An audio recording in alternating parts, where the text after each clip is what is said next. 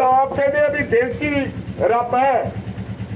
थोड़े दिन गुरुद्वारा साहब जान तो मंदिर जान तो परहेज रखो।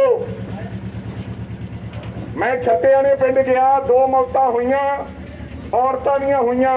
मैं पूछा बंदियां नूं करोना, कहते नहीं। औरतां नूं कित्थों होया? औरतां तां किते जांदियां ही नहीं। कहदियां गुरुद्वारे जांदियां 4:30 बजे मेरियां मावां भैणां, क्योंकि पुरानी रूटीन बनी है। तो गुरुद्वारे चों भी कई बारी करोना आ सकता है, मंदिर चों भी आ सकता है, मस्जिद चों भी आ सकता है। जिथे भी इकट्ठ होंदा उत्थों करोना आ सकता है। तो सत्कारयोग भराओ वीरो, मेरी आपके सन्मुख बेनती है, कृपा करके आपके घरां च बने रहो, बिना गम तो बाहर ना आओ। बड़ी भयंकर बीमारी है ये। सो तुसी सारिਆਂ ने इस गल ते तवज्जो देनी है। बाकी सरकार ने पूरे इंतजाम किए हैं। ये दिल्ली वाली स्थिति इत्थे नहीं है, इत्थे ऑक्सीजन भी है, मंजे भी है, दवाई भी है, सारा इंतजाम पंजाब सरकार ने किया हुआ है। असी किस्त भी दे रहे हैं, राशन किटा, पर दे उन्होंने रहे हैं जिन्होंने लोड़ है। साडे कोले उन्हां वास्ते राशन भी उपलब्ध है भी जिस घरे सारा परिवार आ गया या 2 तो 3 जी आ गए, उन्होंने किवें संभालना है। बई राशन देना है, गरीब है, दिहाड़ी ते जांदा सी, उहदे वास्ते साडे कोले राशन भी हैगा। पर इस बीमारी दे विच आपां सारिਆਂ ने एक दूजे का साथ देना है। पिंडां वाले भरा भाईचारा बहुत है पिंडां दे विच लोकां दा, लेकिन सियाणप नाल, ध्यानदारी ते ईमानदारी नाल ते भरप्पे नाल आपां आपदे लोकां दी सेवा करनी है, क्योंकि ये लड़ाई अपनी सब दी लड़ाई है। सो उम्मीद करदा है कराई वाले वालिओ तुसी सारे अपने अपने घरां च रहोगे। दोबारा फिर प्रशासन वालों मेरे वालों कराई वाले दे लोकां नूं, वीरां नूं, मावां नूं, भैणां नूं घरां च रहण दी अपील करदा है ते नाल ही आपदे मूंह ते मास्क चढ़ा के रखण, ये बेनती करने वास्ते मैं थोड़े विचकार आया। साडे स्टाफ दे मैंबर पटवारी तो लैके ANM तो लैके आशा वर्कर तो लैके सरपंच साहब तो लैके सारे थोड़े विचकार रहणगे। किसी नूं किसी प्रकार की दिक्कत होवे, दवाई दी, किट दी, बैड दी, एंबूलेंस दी, राशन दी, असी थोड़े नाल खड़े हैं। लेकिन घरां च रहो। इन्ने जाने इकट्ठे भरावा करोना कराउणा है, फिर आऊंगा किसी दे। पर मेरे वीर मास्क चढ़ा के इकट्ठ ना करो। तो सारिਆਂ ਨੂੰ मेरी बेनती हथ जोड़ के घरां च रहो, घरां दे विच रहो ते मूंह ते मास्क पा के रखो। ये कोई ऐसी लड़ाई नहीं, वड्डियां वड्डियां लड़ाइयां पंजाब के लोगों ने मल्ला मारियां, हिंदुस्तान के लोगों ने मारियां। ये युद्ध लड़ाई लड़ लांगे, लेकिन ये थोड़े बिना नहीं जिती जानी। सत श्री अकाल, की हाल है? मास्क ना चढ़ाया ना काम खराब हो जू, ढिड भी मोटा है, धर्म नाल बाहला खराब हो जू। ये तो साडे वर्गिਆਂ ਦਾ हो जाता, तेरा तो हो जाना, मुड़ के तू मैनू कहना पॉजिटिव केस है। फिर तो जरूर यार रहना करो प्रेमियों, जरूर मास्क ला के रखो मेरे भरा। हाँ, क्योंकि ज्यादा खतरा हो जाता है मेरे भी, ध्यान रखो इस गल का। आ वेख लो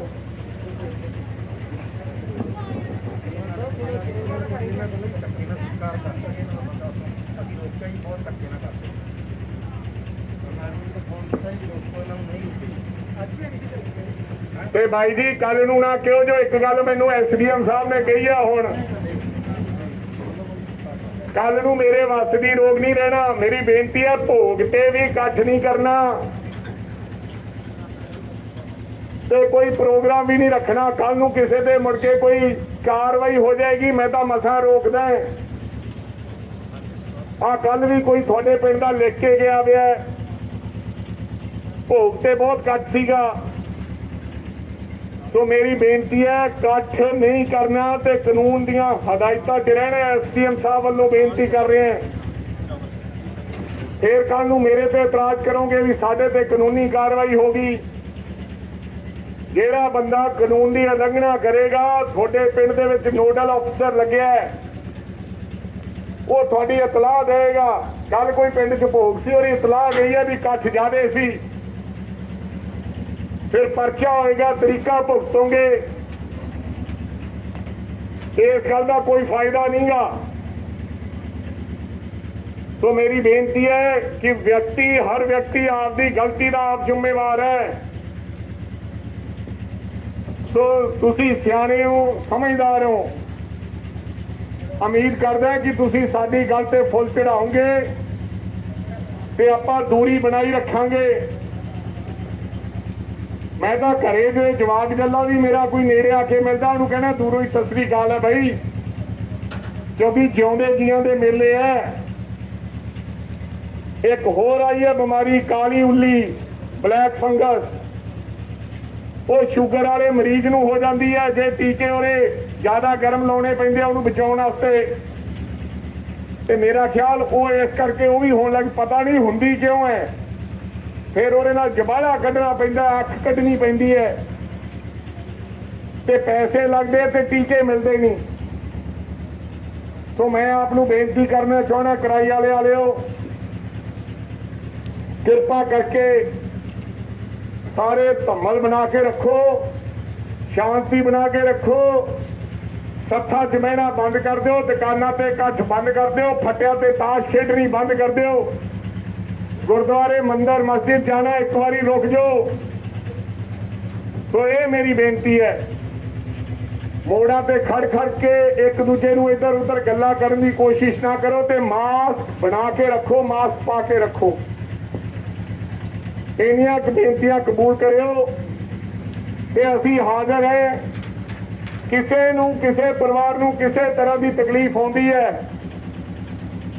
ਤੁਸੀਂ ਸਰਪੰਚ ਸਾਹਿਬ ਨੂੰ ਤੇ ਸਾਡੇ ਇੱਥੇ ਜਿਹੜੇ ਗਵਰਨਮੈਂਟ ਵੱਲੋਂ ਬੰਦੇ ਲਾਏ ਆ ਉਹਨਾਂ ਨੂੰ ਇਤਲਾਹ ਦੇ ਸਕਦੇ ਹੋ। ਸਾਰਾ ਇੰਤਜ਼ਾਮ ਅਸੀਂ ਕਰਾਂਗੇ।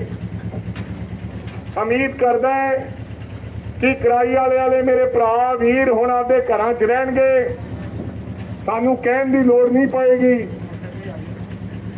ਠੀਕ ਹੈ, ਸਾਨੂੰ ਕਹਿਣ ਦੀ ਲੋੜ ਨਹੀਂ ਪਏਗੀ। ਤੁਹਾਨੂੰ ਸਾਰੇ ਭਰਾ ਵੀਰ ਭੈਣ